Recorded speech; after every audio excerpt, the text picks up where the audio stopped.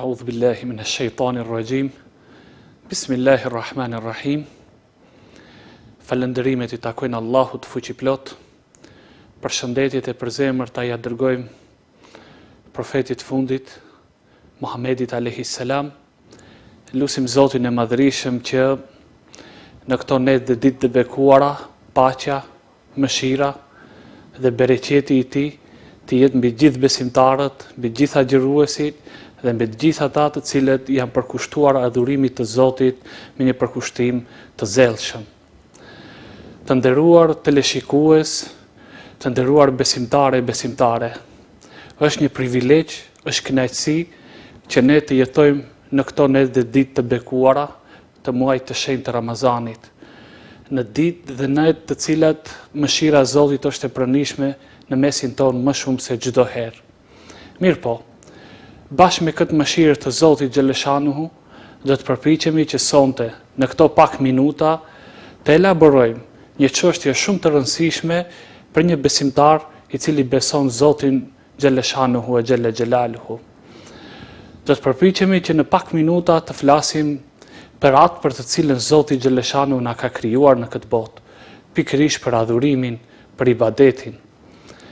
Allahu I Madhërisëm e krijoi njeriu për një qëllim të caktuar, jo në rastësi, jo thjesht krijoi një krijesë të cilën do ta linte që ai të humbej në kanalet e kësaj bote.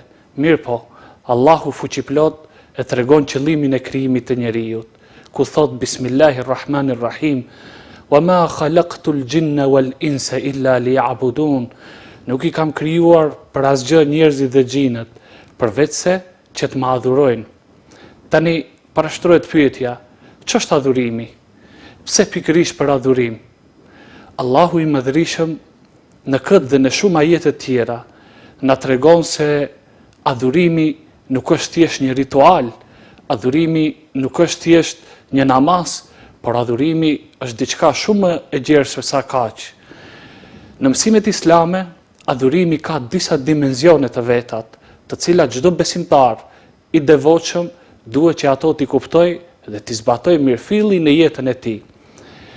Kuptimi I parë I adhurimit është një dimensioni shpirtëror, ku për të cilën Allahu Xheleshanuhu na ka krijuar, dhe ky është fillimi I adhurimit, që shpirti ynë të lidhet drejt për drejt me Zotin Xheleshanuhu, të besoj Zotin një të vetëm dhe t'i nënshtrohet shpirtërisht atij.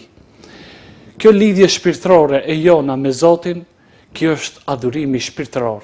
Është një dimension shpirtëror I adhurimit, të cilin çdo njeri, çdo besimtar duhet ta ketë, sepse këtu është hendeku I ndarjes I besimit nga mosbesimi.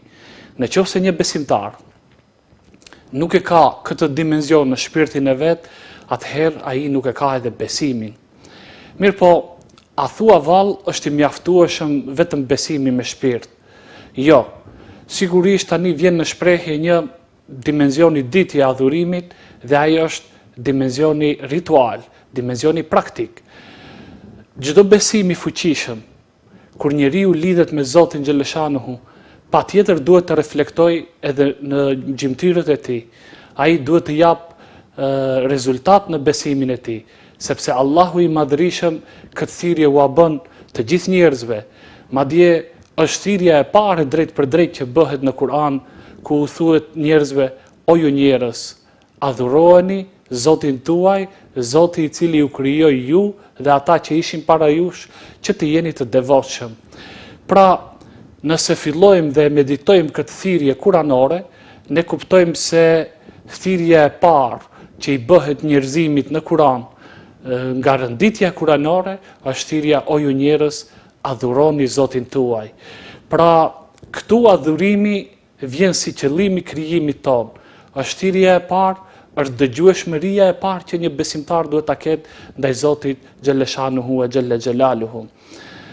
Të nderuar besimtare, një dimension tjetër shumë I rëndësishëm I adhurimit është edhe dimensioni shoqëror. Çdo adhurim I mirëfillt, patjetër duhet të ketë edhe një dimension shoqëror. Adhurimet që ne I njohim, nga kuptimi i shariatit janë namazi, zeqati, agjerimi, Ramazani e kështu me radhë, mirë po këto janë vetëm adhurime rituale, adhurime shariatike. Të gjitha këto patjetër duhet të mbajnë në thelbin e vet edhe dimensione tjera të adhurimit, dhe ajo është adhurimi shoqëror, sepse nëse një adhurim nuk ka reflektor, nuk reflekton edhe në shoqërinë, në mjedisin, në rrethin ku ne jetojmë, atëherë ai do të mbetet vetëm një formalitet i zbehet, i cili nuk do ta ketë efektin e duhur dhe nuk është ashtu siç e ka kërkuar krijuesi ynë Allahu fuqiplot. Allahu i madhërisëm në aspektin shoqëror na e ka bërë obligim, në aspektin e adhurimit na e ka bërë obligim zekatin. Mirëpo na kërkon një zekat sepse ai duhet që kia ibadet të reflektojë edhe në shoqëri, që të mendohet edhe për strukturën e varfër të shoqërisë. Atëherë plotësohet edhe adhurimi i shariatit. Po ashtu kemi edhe një dimension tjetër dhe është dimensioni që adhurimi patjetër të ndalojë nga e keqja dhe nga e neveritura.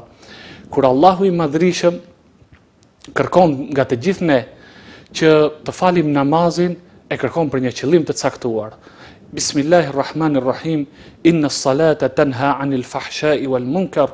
Namazi është ai i cili largon nga e keqja dhe nga e neveritura.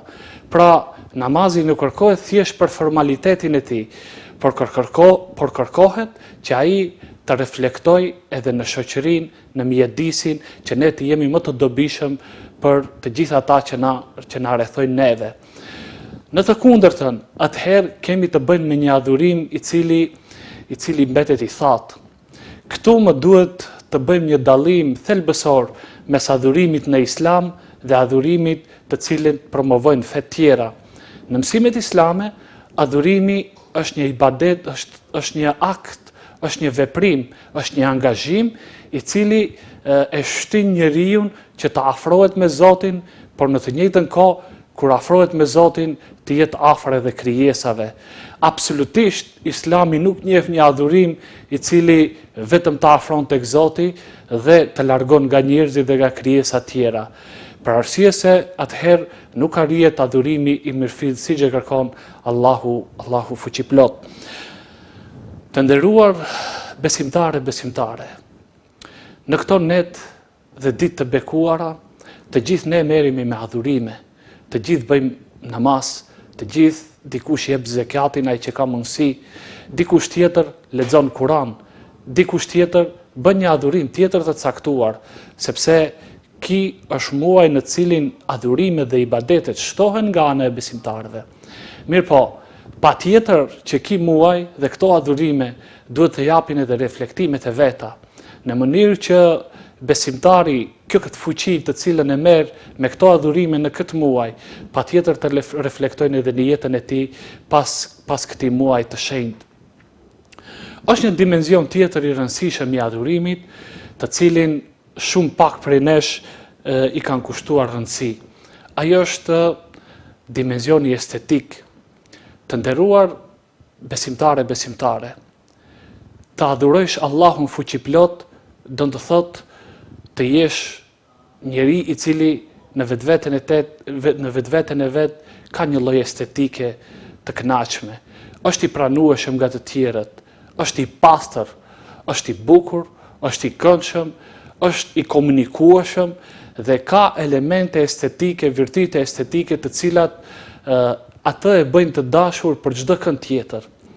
Të gjithë ne e dim hadithin kur erdhi Xhibrili dhe e pyeti Muhamedin alayhis salam ç'është Islami dhe ai dha përgjigjen e Islamit, ç'është besimi dhe i dha përgjigjen e besimit, por kur e pyeti pyetjen e tretë se çfarë është ihsani, tha ta adhurosh Allahun sikur më e pa, edhe pse ti nuk e shikon ai të shikon ti. Që do thotë që e gjithë jeta jon është një lloj adhurimi ku ne duhet të reflektojmë si me sejdë, si me kontribut material, si me pamjen tonë estetike, si me moralin tonë dhe me çdo gjymtyrë tonën të mundshme. Vetëm atëherë ne mund ta praktikojmë mirëfilli atë që Allahu xhaleshanu e kërkon prej nesh, wa ma umiru illa liya'budullaha mukhlisin, dhe nuk jemi urdhëruar për asgjë tjetër, vetëm se ta adhurojmë Zotin me sinqeritet.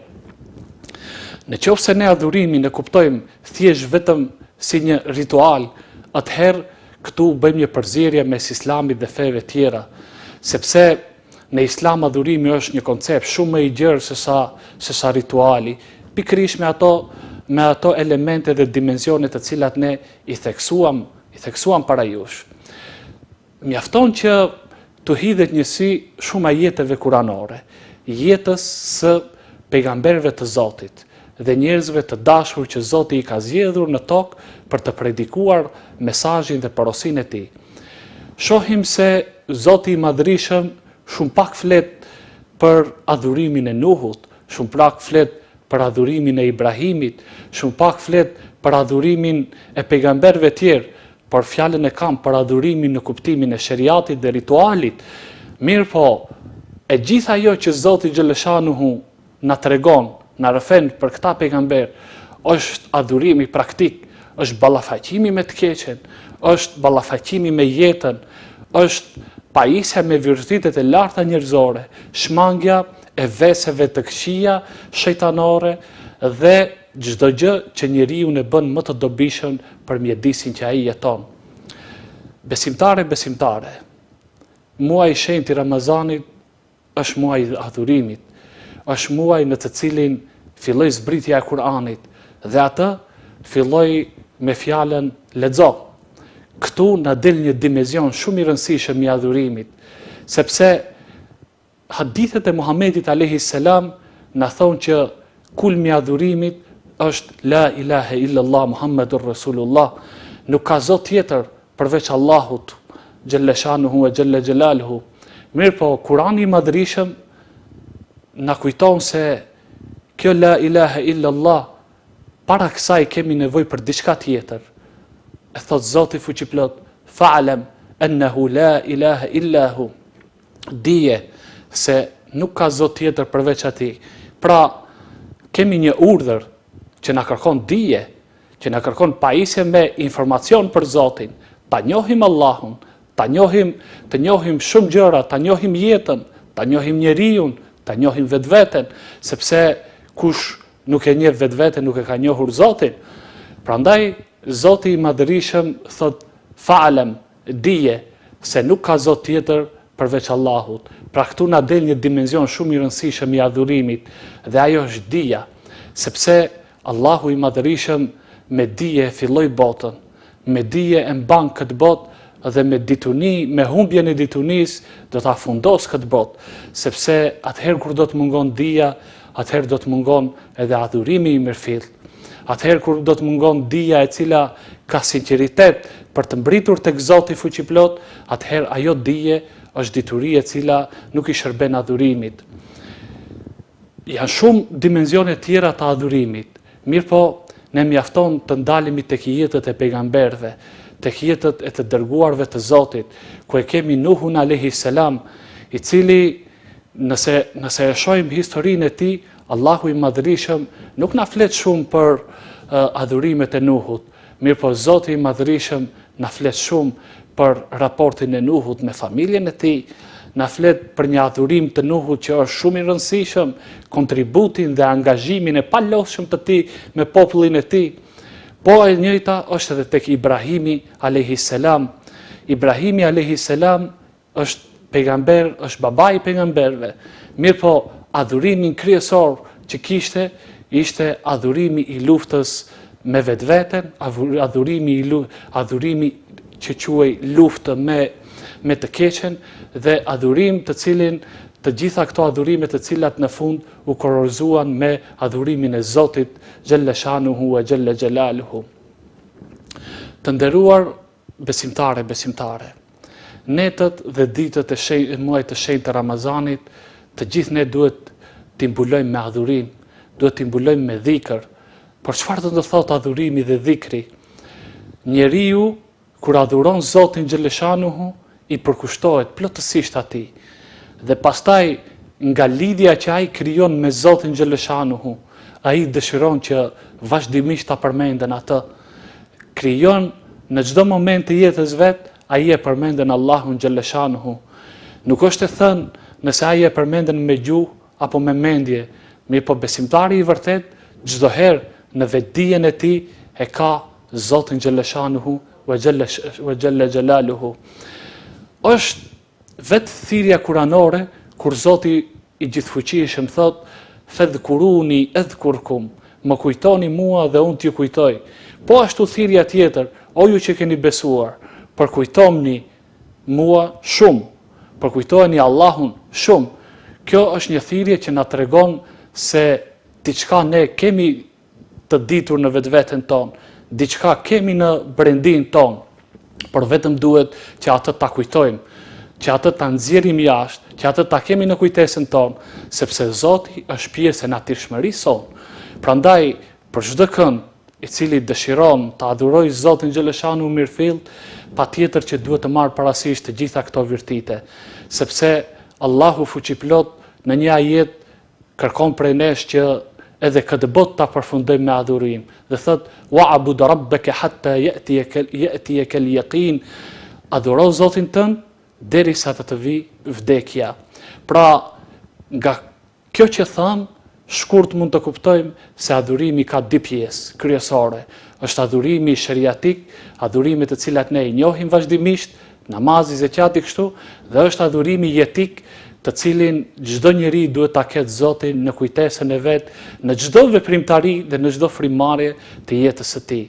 Edhe një herë e lusim Zotin e Madhrishëm që në këto net dhe ditë të bekuara na begatojë me të mirat e tij në këtë botë dhe në botën tjetër, dhe lusim Allahun që të na i bëj kabul të gjitha adhurimet tona. Wassalamu alaikum wa rahmatullahi wa barakatuh.